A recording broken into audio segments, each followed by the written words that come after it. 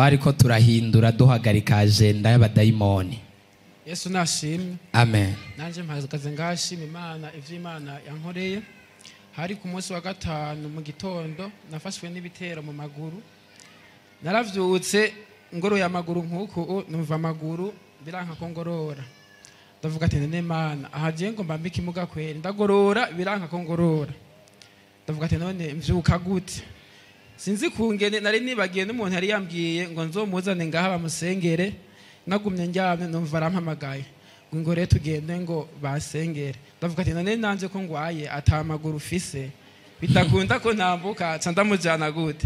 Ndavuga ati Mana bigende gute.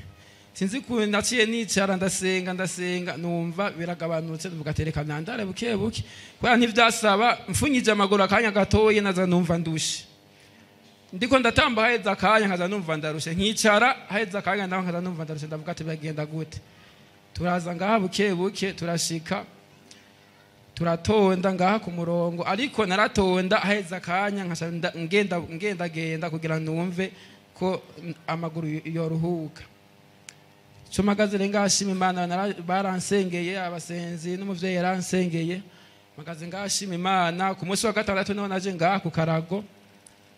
Nari numva ariko sinari nkibabara cyane ariko nari nkibabara kuguru kumwe. Ndavuga ati nje nubundi basengere ariko iki Imana yakoze nasiye mvuga ati Mana ko numva ukuguru bigenda neza siniriko ndagenda basengere mu kwizera nza gutaha nakize. Nasiye nguma ngaha ndagira repetition cyo shimira Imana ya repentance yakoze natashe nakize. Gushima kwa Komera Imana mashi. Ni wewe nabwivye amaguru canke nini? Nani namubwiye ngo iki?